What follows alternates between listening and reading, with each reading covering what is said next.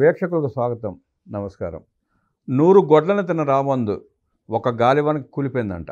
అట్లాగే 5 ఏళ్లలో జగన్మోహన్ రెడ్డి చేసిన లిక్కర్ స్కామ్ 100 గొడ్లు ఆ స్కామ్లో చేరిన సందర్భంగా సుమారుగా 100 గొడ్లు చేరుంటాయి. అవి కూడా సిట్ వేగవంతంగా విచారణ చేస్తూ ఉంది. ఈడీ ఎంటర్ అయింది. ప్యాలెస్ పునాదులు కదులుతున్నాయి. నిన్న సిట్ హైదరాబాద్లో అనిల్ రెడ్డి ఇళ్లలో ఆఫీసులో తనిఖీలు చేసిన తర్వాత ఆ విషయం జగన్మోహన్ రెడ్డికి తెలిసి ఉండవల్లి ఎక్కడికి వస్తుందో సిట్ అనే ఉద్దేశంతో ఉండవల్లి వదిలిపెట్టి బెంగళూరు పారిపోయాడు. ఇంకో పక్క ఈడీ సుమారుగా 22 కార్యాలయాల్లో సోదాలు చేసింది 5 రాష్ట్రాల్లో. అక్కడ కూడా జగన్మోహన్ రెడ్డి గుట్టు చాలా రట్టయిందని చెప్పి తెలుస్తూ ఉంది. అలాగే భారతిరెడ్డి గారు కూడా 150 కిలోలు ప్లాటినం కొన్నది అన్న లెక్కలు కూడా వెలుగులోకి వచ్చాయని చెప్పి తెలుస్తూ ఉంది. 150 కిలోల ప్లాటినం అంటే సుమారుగా 800 నుంచి 1000 కోట్ల రూపాయలు. అసలు ఈ దోపిడీ దారి ఎక్కడి దాకా వెళ్ళింది, ఎన్ని దేశాలకు విస్తరించింది, సిట్ పరిధి ఏంటి, ఈడీ పరిధి ఏంటి, ఈడీ ఎక్కడి దాకా వెళ్ళి విచారించే అవకాశం ఉంది, సిట్కి ఉన్న పరిమితులు ఏంటి, ఎక్కడి వరకు విచారించే అవకాశం ఉంది తెలుసుకునే ప్రయత్నం చేద్దాం. వివరించడానికి మనతో పాటు ప్రముఖ ఆర్థిక, రాజకీయ, సామాజిక విశ్లేషకులు కొత్త రవీంద్రబాబు గారు ఉన్నారు. వారిని అడిగి పరిధుల గురించి తెలుసుకునే ప్రయత్నం చేద్దాం. వాళ్ళ దోపిడీ కుట్టుని తెలుసుకునే ప్రయత్నం చేద్దాం. సార్ నమస్తే. నమస్తే. లిక్కర్ స్కామ్ ఎంత వేగవంతంగా ఇన్వెస్టిగేషన్ జరుగుతుందో చూస్తున్నాం మనం. వీటితో పాటు కొత్తగా జగన్మోహన్ రెడ్డి సోదరుడు అనిల్ రెడ్డి, సునీల్ రెడ్డి కార్యాలయం మీద దాడులు చేయటం, తనిఖీలు చేయటం, దస్త్రాలు పెట్టెల కొద్దీ డాక్యుమెంట్ దొరకటం, వాళ్ళు కొన్న ప్లాటినం వివరాలు కూడా బయటపడటం, జగన్మోహన్ రెడ్డి ఎక్కడ సిట్ ఉండవల్లి ప్యాలెస్కి వస్తుందన్న భయంతో ఎలాగా పారిపోవటం, ఈడీ దర్యాప్తు స్పీడ్ చేయటం. దీన్ని ఎట్లా విశ్లేషిస్తారు, ఎట్లా చూస్తారు? 150 కేజీల ప్లాటినం అంటే మామూలైన విషయం ఏం కాదు. ప్రజలు చాలా ఆశ్చర్యపోతున్నారు. 150 కిలోల ప్లాటినం ఏం చేసుకుంటారని. 150 కిలోల ప్లాటినమే కొన్నారంటే ఎన్ని కోట్ల రూపాయల వజ్రాలు కొని ఉంటారు, ఎన్ని వందల కోట్ల రూపాయల బంగారం కొని ఉంటారు, ఇంట్లో ఉన్న 4-5 టన్నుల కొద్ది బంగారాన్ని ఏం చేసుకుంటారు అన్నది ప్రజలు మెదులుతున్న ప్రధానమైన ప్రశ్న. ఎట్లా చూస్తారు? భారతదేశంలోనే అతిపెద్ద స్కామ్గా చెప్పబడుతుంది ఆంధ్రప్రదేశ్ లిక్కర్ స్కామ్. రోజుకొక మలుపు, రోజుకొక కొత్త వ్యక్తి పేరు, రోజుకొక కొత్త కోణం వెలుగులోకి వస్తున్న విషయం మనం గడిచిన చాలా నెలల నుంచి చూస్తూ ఉన్నాం. అయితే ఇప్పుడు ప్రజెంట్ ఎన్ఫోర్స్మెంట్ డైరెక్టరేట్ ఇప్పటివరకు ఎంటర్ అవ్వాల. వివరాలు అయితే ఎప్పటికప్పుడు స్పెషల్ ఇన్వెస్టిగేషన్ టీం నుంచి తీసుకొని ఇప్పటివరకు ఎంటర్ కాలేదు అని చెప్పి ఆంధ్రప్రదేశ్ ప్రజలు చాలా ఆతృతగా ఎదురు చూశారు. ఇది ప్రస్తుతం ఈడీ ఎంటర్ అయిన దాన్ని మనం ఏ విధంగా బ్యాక్ చెక్ చేసుకోవచ్చు అంటే, ఈ మధ్య కాలంలో వైజాగ్కి నడ్డా గారు వచ్చారు. జగన్ రెడ్డి గారి అన్యాయాలు, అక్రమాలు, దోపిడీ, దౌర్జన్యాల గురించి వదిలే ప్రసక్తి లేదని ఆయన చెప్పారు ఒక పార్ట్. రెండో పార్ట్ లోకేష్ బాబు గారు మరి సెంట్రల్ వెళ్ళి, ఢిల్లీ వెళ్ళి మంత్రులతోటి సమావేశాలు నిర్వహించి రావటం, ఈ రెండు లింక్ చేసుకుంటే దాని తర్వాత ఈడీ ఎంటర్ అవ్వటం జరిగింది. సో వీటన్నిటికీ ఒక లింకు ఉండి ఉండవచ్చు అని ఒక వాదన వినిపిస్తూ ఉంది. రెండో అంశం, ఈ మధ్యకాలంలో ఛత్తీస్గఢ్లో జరిగినటువంటి లిక్కర్ స్కామ్ ఆంధ్రప్రదేశ్ కంటే తక్కువ లిక్కర్ స్కామ్ అయినప్పటికీ రేంజ్ వ్యవహారం, అందులో కూడా ఎన్ఫోర్స్మెంట్ డైరెక్టరేట్ సక్సెస్ఫుల్గా ఎవరిని అరెస్ట్ చేయాలో వాళ్ళని అరెస్ట్ చేసి వెలుగులోకి తీసుకొచ్చారు. దానికంటే వెనక్కి వెళ్ళినట్టయితే ఢిల్లీ లిక్కర్ స్కామ్ కూడా 2 సంవత్సరాల విచారణ చేసి ఎన్ఫోర్స్మెంట్ డైరెక్టరేట్ వాళ్ళే అప్పట్లో ఉన్న ముఖ్యమంత్రి, ఉప ముఖ్యమంత్రి, మన కేసీఆర్ బిడ్డ అందరూ జైలు అనుభవించి వచ్చిన విషయం మనం చూసాం. సో ఎన్ఫోర్స్మెంట్ డైరెక్టరేట్ ఎంటర్ అయిన తర్వాత ఈ పరిణామాలు లిక్కర్ కేసులో మిగతా 2 రాష్ట్రాల్లో జరిగిన పరిణామాల నేపథ్యంలో ఇప్పుడు మీరు అన్నారు కదా తాడేపల్లి ప్యాలెస్ షేక్ అవుతుందని. ఎందుకు షేక్ అవుతుందంటే సిట్ వాళ్ళ రోల్ ఏంటంటే క్రైమ్ ఎస్టాబ్లిష్ చేయటం, ఎక్కడ ఏ విధంగా రూటింగ్ క్రైమ్ జరిగిందనేది, ఎవరెవరు ఇన్వాల్వ్ అయ్యారు అనేది వేగవంతంగా ముందుకు తీసుకెళ్తుంది.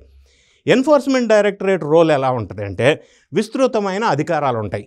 ఇప్పుడు ఆంధ్రప్రదేశ్లో ఉన్న లిక్కర్ సొమ్ము ఎక్కడైతే వీళ్ళు కమాయించారో వాటన్నిటినీ వివిధ రాష్ట్రాలకి వెళ్ళి ఉండి ఉండవచ్చు. రెండోది, వివిధ దేశాలకు కూడా తరలించిన వ్యవహారం వెలుగులోకి వచ్చింది. సో వీటిని వెలుగు తీయాలంటే విస్తృత అధికారాలు ఉన్న ఎన్ఫోర్స్మెంట్ డైరెక్టరేట్ పరిధిలోకి రావాల్సిన అవసరం అనివార్యమైన అవసరం. ఇప్పుడు మనకి ఎన్ఫోర్స్మెంట్ డైరెక్టరేట్ వాళ్ళు అనిల్ రెడ్డి మీరు ప్రస్తావించారు ఇంతకుముందు. ఎవరు ఈ అనిల్ రెడ్డి? జార్జి రెడ్డి కొడుకు. జార్జి రెడ్డి ఎవరు? మన జగన్ రెడ్డి గారికి పెదనాన్న, వైఎస్ రాజశేఖర రెడ్డి సోదరుడు, పెదనాన్న కొడుకు, బ్రదర్. సో ఈ జగన్ రెడ్డి గారికి సంబంధించిన financial related matters Anil Reddy చూస్తూ ఉండేవాడు. ఈయన చెన్నై బేస్గా నివసిస్తూ ఉంటాడు. ఆఫ్రికాలో లిక్కర్కి సంబంధించిన దందాలు, రియల్ ఎస్టేట్ దందాలు ఎస్టాబ్లిష్ చేసుకుని ఉన్న వ్యక్తి. అందుకే ఈ మధ్యకాలంలో ఆఫ్రికా పేరు వినిపిస్తూ ఉంది, దుబాయ్ పేరు వినిపిస్తూ ఉంది, పెట్టుబడులు అక్కడికి పోని అమౌంట్ అక్కడికి తరలించారన్న పేర్లు వినిపిస్తూ ఉన్నాయి. సో అనిల్ రెడ్డి పిఏని అదుపులోకి తీసుకొని విచారణ చేసినప్పుడు కొన్ని విషయాలు వెలుగులోకి వచ్చినాయి. తర్వాత సిట్టు వాళ్ళు నిన్న మీరు అన్నట్టుగా 5 రాష్ట్రాల్లో ఇక్కడ ఇంకొక అనుమానం మీకు అర్థం వస్తుందా? అనిల్ రెడ్డి, సునీల్ రెడ్డి, జార్జి రెడ్డి గారి పిల్లలు, రాజశేఖర రెడ్డి గారి సోదర పిల్లలు.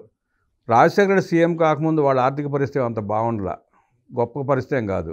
రాజశేఖర రెడ్డి సీఎం అయిన తర్వాతే అప్పుడున్న ఈడీ కేసులు, సిబిఐ కేసులు ఏదైతే 40,000 కోట్ల రూపాయలు సీజ్ చేశారో దాంట్లో భాగంగానే కొంత సొమ్ము అప్పట్లోనే ఆఫ్రికా దేశాలకు మళ్లించి వ్యాపార సామ్రాజ్యాన్ని విస్తరించారని చెప్పి ప్రజలు చర్చ జరుగుతూ ఉంది.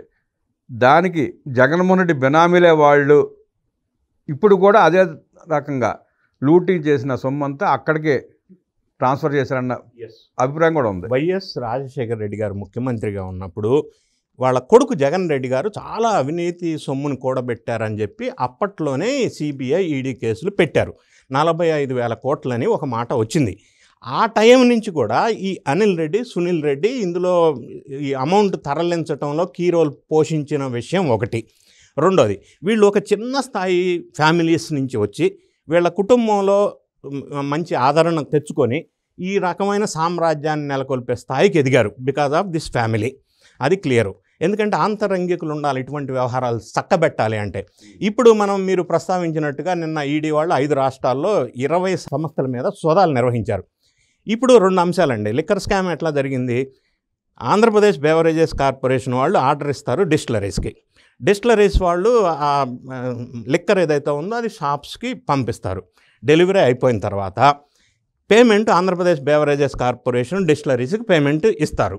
పేమెంట్ వెళ్ళిన తర్వాత అందులో నుంచి 15% మళ్ళీ బ్యాక్ ముడుపుల రూపంలో కిక్ బ్యాక్స్ అంటారు. అది ఎవరికి అందాలో వాళ్ళకి అందించే బాధ్యత డిస్టిలరీస్ది. ఈ అందించటం అంటే బ్లాక్ మనీని మళ్ళీ వైట్గా మార్చి ఇవ్వాలి. అందులో భాగంగానే ఇప్పుడు సూట్ కేస్ కంపెనీలని, డొల్ల కంపెనీలని రకరకాల పేర్లు అంటా ఉన్నారు. ఈ కంపెనీల్లోకి తరలించి ఇన్వాయిస్ రేజ్ చేసి దాని ద్వారా మళ్ళీ వైట్ రూపంలో వీళ్ళకి ఇస్తున్నారు. అది బంగారం, ప్లాటినం రకరకాల రూపంలో. రెండోది, మీరు బంగారం, ప్లాటినం ఎందుకు కొంటున్నారంటే ఇప్పుడు వెండి కొనలేరు కదా, టన్నుల కొద్ది అది దాచిపెట్టడం కష్టం కదా. సో కాస్ట్లీ అంటే బంగారం. ఈ రూపంలో కొన్ని రియల్ ఎస్టేట్ పెట్టుబడులు, కొన్ని విదేశాలకు ట్రాన్స్ఫర్లు ఇవన్నీ జరిగినాయి. సో ఈ డిస్టిలరీస్ వాళ్ళు ఏం చేశారంటే ఇటువంటి ముడుపులు వెనక్కి రావడం కోసం డిఫరెంట్ కంపెనీలు ఎస్టాబ్లిష్ చేశారు. ఫర్ ఎగ్జాంపుల్ ఆర్ఏటి హాస్పిటల్స్ అని రాజ్ కసిరెడ్డి వాళ్ళ వైఫ్ అందులో పార్ట్నరు. అందులోనే విజయేందర్ రెడ్డి అని ఇంకొక అతను పార్ట్నరు. ఈ విజయేందర్ రెడ్డికి యువి డిస్టిలరీస్ అనే ఒక సంస్థని స్థాపించేటట్టు చేశాడు రాజ్ కసిరెడ్డి. వాళ్ళకి మ్యానుఫ్యాక్చరింగ్ ఫెసిలిటీ లేదు. లేకపోయినా కూడా 264 కోట్లు బిజినెస్ వాళ్ళకి ఇచ్చారు. ఎందుకంటే అంత మందే కదా ప్రభుత్వం, రాజ్ కసిరెడ్డి నేతృత్వంలో ఇచ్చారు. ఇచ్చినందువల్ల వాళ్ళు 29 కోట్లు మళ్ళీ కిక్ బ్యాక్స్ ఇచ్చారు. ఇవన్నీ ఈ సంస్థల రూపంలో అటు ఇటు ట్రాన్సాక్షన్ జరిగినట్టుగా వెలుగులోకి వచ్చింది. దీన్ని తేల్చాలి అంటే ఎన్ఫోర్స్మెంట్ డైరెక్టరేట్ ఎంటర్ అవ్వాలి. ఇంకొక అంశం, ఎన్ఫోర్స్మెంట్ డైరెక్టరు, సిట్ డిఫరెన్స్ ప్రధానంగా మనం చూసినట్టయితే స్పెషల్ ఇన్వెస్టిగేషన్ టీమ్కి కొన్ని పరిమితులు ఉంటాయి. ఎన్ఫోర్స్మెంట్ డైరెక్టరేట్ అనేసరికి అపరిమితమైన అధికారాలు ఉంటాయి. వేరే స్టేట్స్ కావచ్చు, వేరే కంట్రీస్ కావచ్చు, వాళ్ళు ఇన్వెస్టిగేషన్ చేసే అవకాశం ఉంది. నంబర్ 1. నంబర్ 2, ఎవరినైనా కూడా విచారణకి పిలిచే అవకాశం ఉంది. నంబర్ 3, మళ్ళీ అరెస్ట్ చేసే అవకాశం ఉంది. నంబర్ 4, వీళ్ళు ఆస్తుల్ని జప్తు చేసే అపరిమితమైన అధికారాలు ఈ ఎన్ఫోర్స్మెంట్ డైరెక్టరేట్కి ఉంది. సో ఇందులో భాగంగా ఈ తనిఖీల్లో బయటపడ్డ డొల్ల కంపెనీలు ఆర్ఏటి హాస్పిటల్స్ ఒకటి, అందులో విజయేందర్ రెడ్డి భాగస్వామ్యం. ఇంకొక అంశం మనకు వెలుగులోకి వచ్చింది ఏంటంటే ఇటువంటి కంపెనీలు విజయేందర్ రెడ్డి ద్వారా యువి డిస్టిలరీస్, యు అంటే ఉపేందర్ రెడ్డి, వి అంటే విజయేందర్ రెడ్డి, అన్నదమ్ములు, ఈ ఇద్దరు పేరుతో ఎస్టాబ్లిష్ చేశారు, ఆర్డర్లు ఇచ్చారు. ఈ విధంగా ముడుపులు రకరకాల కంపెనీలు వాళ్ళు ఇందులోకి వచ్చినాయి. దీంతో పాటుగా బంగారం, మోహన్ లాల్ జ్యువెలరీస్ కూడా ఆదాన్ డిస్టిలరీస్ నుంచి భారీ ఎత్తున మోహన్ లాల్ జ్యువెలరీస్కి వెళ్ళినాయి. అక్కడి నుంచి ఇన్వాయిస్ రైజ్ చేసి మళ్ళీ బ్లాక్ మనీని వైట్గా తరలించారు. సో మనీ లాండరింగ్ అంటే ఏంటంటే ఈ బ్లాక్ మనీని వైట్గా అక్రమంగా క్రియేట్ చేసి మళ్ళీ బ్యాక్ ఇచ్చేదాన్ని ఐడెంటిఫై చేయటం, ఎక్కడికి వెళ్ళింది, ఎలా వెళ్ళింది, రూటింగ్ ఏందనేది ఎస్టాబ్లిష్ చేయడం ఎన్ఫోర్స్మెంట్ బాధ్యత. ఇందులో ప్రధానంగా 6.33 crores మోహన్ లాల్ జ్యువెలరీస్కి ఆదాన్ డిస్టిలరీస్ నుంచి వచ్చింది. ఇంకా మీరు ఇక్కడ సామాన్యులకు అర్థం కాదు ఏంటంటే డిస్టిలరీ వాళ్ళకి బంగారానికి ఏంది లింక్ అసలు? అవును, డిస్టిలరీస్ మద్యం తయారు చేస్తే ఇప్పుడు ప్యాకేజెస్ కంపెనీస్ కొన్ని ఉంటాయి. ప్యాకేజెస్ కంపెనీ అంటే మ్యానుఫ్యాక్చరింగ్ ఆఫ్ కాటన్ బాక్సెస్, ఈ మూతలు, ఇటువంటి ప్యాకింగ్కి సంబంధించిన మెటీరియల్ తయారు చేసేది ప్యాకేజెస్ ఇండస్ట్రీ. సో వెంకటేశ్వర ప్యాకేజింగ్స్ ఇండస్ట్రీకి భారీ ఎత్తున అన్ని డిస్టిలరీస్ నుంచి వెళ్ళినాయి. వాళ్ళేంటి కాటన్ బాక్సెస్ ఆర్డర్ ఇచ్చినట్టుగా చేసుకొని అది ఇవ్వరు, ఇన్వాయిస్ రైజ్ చేస్తారు, బ్లాక్ మనీ వైట్గా వచ్చేస్తుంది. సో అన్ని డిస్టిలరీస్ నుంచి ఈ ప్యాకేజింగ్ ఇండస్ట్రీ వెంకటేశ్వర ప్యాకేజెస్కి వెళ్ళి తర్వాత ఈ మోహన్ లాల్ జ్యువెలరీసు ఈ అన్ని సంస్థలకి అన్ని డిస్టిలరీస్ నుంచి వెళ్ళటంతో పాటుగా తెలంగాణలో యాదాద్రి జిల్లా దగ్గర ఉన్నటువంటి ఉషోదయ ఎంటర్ప్రైజెస్ దానికి కూడా కొంత మెటీరియల్ ఆర్డర్ ఇచ్చినట్టుగా ఈ లిక్కర్ అమౌంట్ అందులోకి వెళ్ళటం, మళ్ళీ కిక్ బ్యాక్స్ రూపంలో వెనక్కి రావటం, చెన్నైలో కొన్ని జ్యువెలరీ షాప్స్లో, వీటన్నిటిలో కూడా విచారణ చేసి వెలుగులోకి ఇప్పటివరకు తీసుకొచ్చిన అంశం ఏంటంటే వీళ్ళు బ్లాక్ మనీని వైట్ చేసి వెనక్కి తీసుకొచ్చారు అనేది వెలుగులోకి వస్తూ ఉంది. ఈ అనిల్ రెడ్డి ఎవరైతే వీళ్ళ బ్రదర్ ఉన్నారో జగన్ రెడ్డి గారు, ఈయన కీలకమైన పాత్ర పోషించాడు. ఈయనకు సంబంధించిన కొన్ని కంపెనీలు హైదరాబాద్లో మిగతా చోట్ల కూడా సోదాలు జరిగినాయి. అందులో కీలకమైన డాక్యుమెంట్స్, హార్డ్ డిస్క్స్, భారీ సమాచారాన్ని ఎన్ఫోర్స్మెంట్ డైరెక్టరేట్ వాళ్ళు సేకరించారు. దాన్ని వెలుగులోకి తీస్తే అసలు ఎక్కడ లింక్ ఉంది, అంతిమ లబ్ధిదారులకి ఈ డాక్యుమెంట్స్కి ఏమన్నా ఎస్టాబ్లిష్ అవుతుందా కనెక్షన్ అనేది ఒకటి. రెండో అంశం, మిథున్ రెడ్డి గారిని మళ్ళీ విచారణకి పిలిచారు. ఈరోజు విచారణ జరుగుతుంది. సరే, ఆయన తెలియదు, గుర్తులేదు, మర్చిపోయా అన్నప్పటికీ ఆయన ఫోన్ని ఫోరెన్సిక్ సైన్స్ ల్యాబొరేటరీకి పంపించడానికి ప్లాన్ చేస్తున్నారు. సో దాని ద్వారా కొన్ని మనకి ఊహించని కొన్ని అంశాలు వెలుగులోకి వచ్చే అవకాశం ఉంది. దీంతో పాటుగా నారాయణ స్వామి, అప్పట్లో ఉప ముఖ్యమంత్రి, సంబంధిత శాఖ మంత్రిగా ఉన్న నారాయణ స్వామిని విచారణ చేసినప్పుడు నాకేం తెలియదు, అంతా పెద్దోళ్ళే చూసుకున్నారు అన్నాడు. చెప్పకనే చెప్పేశాడు. సో ఆయన ఫోన్ కూడా ఫోరెన్సిక్ ల్యాబొరేటరీకి పంపించడానికి ఏసీబీ వాళ్ళు అనుమతి ఇచ్చారు. సో అందులో ఏమేమి మెసేజెస్ ఉన్నాయి, అక్కడ సైన్లు ఎవరు చేయమని ఆర్డర్స్ ఇచ్చారు, ఇన్స్ట్రక్షన్స్ ఇచ్చారు, ఏం గైడెన్స్ ఇచ్చారు, ఈయన ఎందుకు చేయాల్సి వచ్చింది, వీటన్నిటి ద్వారా చాలా విషయాలు ఎన్ఫోర్స్మెంట్ డైరెక్టరేట్కి, సిట్కి వెలుగులోకి వస్తాయి.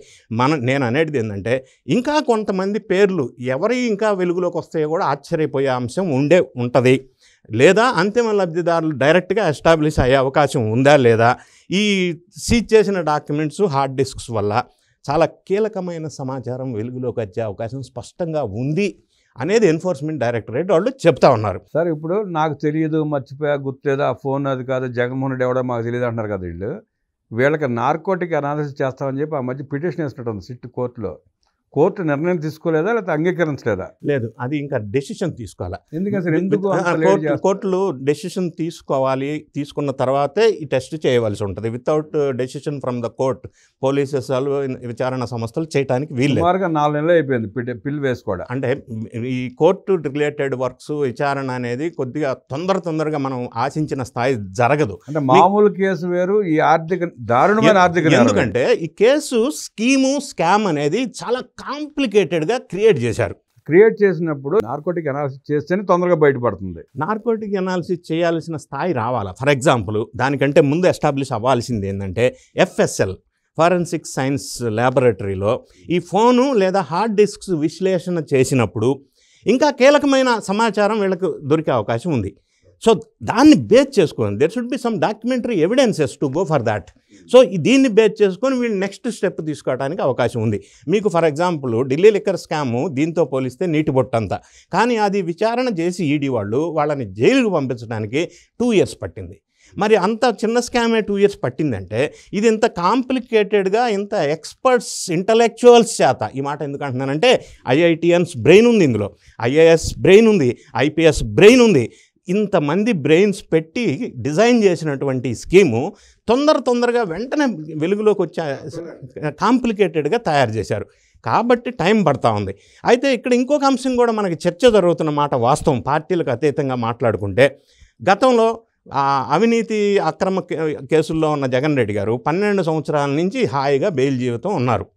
మరి అట్లానే ఈ లిక్కర్ స్కామ్లో ఈడీ ఎంటర్ అయింది, బాగానే ఉంది, కొంత ఆశిస్తున్నారు ప్రజలు. మరి ఇది కూడా ఆ కేసుల్లాగా నీరు గారిపోయే అవకాశం ఉందా అని ఒక పెద్ద క్వశ్చన్, ప్రధానమైన చర్చ జరుగుతుంది. వాస్తవం, నేను పార్టీలకు అతీతంగా చెప్తున్నా. ఇర్రెస్పెక్టివ్ ఆఫ్ పార్టీస్ జనంలో సహజంగా ఉండే ఈ భయం కూడా ఉంది. ఈ విధంగా సిట్ చాలా వేగవంతంగా చేసింది, చాలా నిజాలు బయటికి తీసుకొచ్చింది. ఈడీ వచ్చింది, గత కేసులకు మళ్ళీ నీరు గారుస్తుందా, అది దానికి కూడా ఇంక ప్రధానమైన ఆరోపణ ఏంటంటే సార్, అక్కడ జగన్మోహన్ రెడ్డికి అత్యంత సన్నిహితుడు, భారతదేశంలో గొప్ప పెద్ద పారిశ్రామికవేత్త, నెంబర్ 1, 2లో ఒక ఆయన వల్ల ఈ కేసు ముందుకు సాగే అవకాశం కనబడట్లేదని, ఈడీని కూడా ఆయన కంట్రోల్ చేసే స్థాయిలో ఉన్నాడని, మొన్న 22 సంస్థలు ఏదైతే తనిఖీలు చేశారో ఆ సంస్థల్లో 5 సంస్థలు ఆయనవి కూడా ఉన్నాయని చెప్పి ప్రచారం జరుగుతూ ఉంది. వాస్తవం ఏంటో మాకు తెలియదు. మీకు అది తెలిస్తే మీరు ప్రజలకు వివరించండి. అదే ఈ ఆందోళన పడుతున్న మాట వాస్తవం. అయితే మనం ఒక్కసారి నిష్పక్షపాతంగా ఆలోచిస్తే ఎప్పుడు కూడా ఈ కేంద్ర దర్యాప్తు సంస్థలు కేంద్ర ప్రభుత్వ పరిధిని వాళ్ళ డెసిషన్ని బట్టి ఇవి ముందుకెళ్తాయి అనేది వాస్తవం, ఎవరవునన్నా కాదన్నా. ఇంకా చెప్పవలసి వస్తే సుప్రీంకోర్టు వాళ్ళు కూడా ఈ మధ్య వ్యాఖ్యానించిన వ్యాఖ్య ఇది. వాళ్ళ జేబు సంస్థలు అన్న మాట నేను అనలేను, కానీ వాళ్ళ ఇన్స్ట్రక్షన్స్ ప్రకారం అయితే సెంట్రల్ దర్యాప్తు సంస్థలు మూవ్ అవుతాయి ముందుకి స్టెప్. అంటే స్లో చేస్తే చాలు కదా సార్. ఎస్, అదే అంటున్నా. అయితే ఇప్పుడు ఇంకొక అంశం మనం పరిశీలించాలి. గతంలో భారతీయ జనతా పార్టీ సెంటర్లో ఉంది, ఇక్కడ జగన్ రెడ్డి గారు ఉన్నారు. సరే, వాళ్ళకి ఈయన సపోర్టు ఇచ్చాడు ఇండైరెక్ట్గా అన్ని విషయాల్లో, అడగినా అడగకపోయినా. మొన్న కూడా ఉపరాష్ట్రపతికి సంబంధించిన విషయంలో ఆర్ఎస్ఎస్ బ్యాక్గ్రౌండ్ ఉన్న ఎన్డీఏ నిలబెట్టిన అభ్యర్థికి మద్దతు ఇచ్చాడు తప్ప ఏ పార్టీకి సంబంధం లేని తెలంగాణకి సంబంధించిన గమ్మత్ ఏంటంటే ఆర్ఎస్ఎస్ అండ ఉన్న కూటమి అభ్యర్థి చంద్రబాబు నాయుడు గారు, పవన్ కళ్యాణ్ గారు, నారా లోకేష్ గారు సమర్థించిన అభ్యర్థికి ఇంకొక అంశం అక్కడ మద్దతు ఇచ్చి అదే రోజు రైతు పోరుబాట ఎగనెస్ట్ ఎన్డీఏ కూటమి ఇన్ ఆంధ్రప్రదేశ్ మొదలుపెట్టాడు. ఇదేంటి? ఇది ద్వంద్వ వైఖరి కాదా? రాజకీయ వ్యభిచారం చేస్తున్నాడు జగన్ రెడ్డి గారు. నేను అనలా, షర్మిలమ్మ అంది, ఆమె అన్నమాట. సో ఇటువంటి ద్వంద్వ వైఖరి ఇప్పుడు మనం చూసినట్టయితే భారతీయ జనతా పార్టీ సెంటర్లో వాళ్ళ కనుసంఘంలో వాళ్ళ యాక్సెప్టెన్స్ లేకుండా ఈడీ ముందుకెళ్దు, ఈడీ వచ్చేసింది. అయితే ఇంతకు ముందుకి ఇప్పటికి జగన్ రెడ్డి వర్సెస్ బీజేపీకి రిలేషన్ సేమ్ అలానే ఉంది అని మనం అనజాలం. వ్యూహాలు మారుతూ ఉంటాయి. ఇప్పుడు కూటమి కాబట్టి అక్కడ ఇక్కడ వ్యూహం మారి ఉండవచ్చు. ఇప్పుడు జగన్ అవసరం వాళ్ళకి ఎంత ఉంది, ఇంతకుముందు అవసరం ఎట్లా ఉండే అనేది కొన్ని ఈక్వేషన్స్ ఉంటాయి ఏ రాజకీయ పార్టీకైనా. సో ఆ విధంగా చూసినప్పుడు ఈ గతంలో లాగా నీరు గారిపోతుంది అని కూడా మనం అనలేము. ఇంకొక ఎగ్జాంపుల్, ఛత్తీస్గఢ్లో ఇప్పుడు ఈ మధ్యకాలంలోనే ఈడీ తేల్చేసింది, అది కూడా లెక్కర్ స్కామే. సో ఈ విధంగా చూసినప్పుడు సెంట్రల్లో ఉన్న బీజేపీ వాళ్ళ శుభ ఆశీస్సులు ఇప్పటికి కూడా జగన్ రెడ్డి మీద ఉన్నాయి అని కొంతమంది అనుమానపడుతున్న నేపథ్యంలో మనం ఖచ్చితంగా ఉంది ఇప్పుడు కూడా అదే ఈక్వేషన్ అని చెప్పజాలం. ఏదేమైనా ఇక్కడ కూటమికి సంబంధించిన చంద్రబాబు నాయుడు గారు బీజేపీని ఇన్ఫ్లుయెన్స్ చేయగలిగే పరిస్థితిలో ఉన్నారు. సో ఇటువంటి టైఅప్ ఉండటం వల్ల లోకేష్ బాబు ఫ్రీక్వెంట్గా సెంట్రల్ వెళ్ళి వాళ్ళని కలిసి చర్చలు జరపడం అనేది కూడా ఇప్పుడు చర్చించుకుంటున్న అంశం. ఇదే విషయం అని కూడా వస్తూ ఉంది బయటికి. ఏదేమైనా ఇంతకు ముందులాగా ఎప్పుడు ఇలాగే నీరు గారిపోయే అవకాశం లేదు.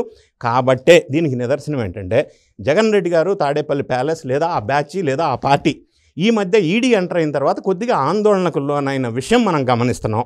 ఎందుకంటే వాళ్ళకి దగ్గర వ్యక్తులు ఇప్పుడు ఇన్వాల్వ్ అయ్యారు, బయటికి వెలుగులోకి వస్తూ ఉన్నాయి.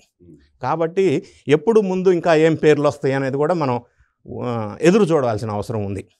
ఇప్పుడు ఈ అనిల్ రెడ్డి, సునీల్ రెడ్డి కార్యాలయం మీద దాడులు చేయడం, తనిఖీలు చేయడంతో ఈ స్కాముల డబ్బే కాకుండా గత రాజశేఖర రెడ్డి హయాంలో దోచుకున్న సొమ్ములు కూడా బయటకు వచ్చే అవకాశం ఉందన్న చర్చ కూడా ఉంది. అది కూడా ఉంది చర్చ. ఇంకొకటి, ఇంతకుముందు నేను I missed out that point to give the clarity. Enforcement directorate SIT special investigation team under CID. Difference ఏంటంటే స్పెషల్ ఇన్వెస్టిగేషన్ టీము లేదా సిఐడి లేదా పోలీసులు ఒక ఆరోపణ చేసినప్పుడు అక్యూజ్డ్ మీద it is the responsibility of the investigation team to prove that allegation. అంటే నేను ఆ పోలీసు వాళ్ళు ఒక వ్యక్తి మీద ఎలిగేషన్ చేస్తే ఈ సంస్థ నిరూపించాలి అది. కానీ ఇక్కడ రివర్స్, ఎన్ఫోర్స్మెంట్ డైరెక్టరేట్ వచ్చేసరికి బర్డన్ ఆఫ్ ప్రూఫ్ అంటారు. అంటే వీళ్ళు ఎవరి మీద అయితే ఈ సోదాల్లో బయటకు వచ్చి వెలుగులోకి వచ్చి ఎలిగేషన్స్ వచ్చినాయో అది నిరూపించుకునే బాధ్యత ఆ వ్యక్తిది లేదా సంస్థది, ఎన్ఫోర్స్మెంట్ డైరెక్టరేట్ది కాదు. This is the main difference between enforcement directorate investigation and special investigation team investigation. So ఈ అంశాల వల్ల కొంత ఎన్ఫోర్స్మెంట్ డైరెక్టరేట్ వచ్చిందంటే భయం. ఇంకొక అంశం, ఎన్ఫోర్స్మెంట్ డైరెక్టరేట్ కనుక ఆస్తులు కనుక జప్తు చేస్తే అది వెనక్కి రావటం అనేది ఎన్ని సంవత్సరాలు పడుతుందో చెప్పలేం.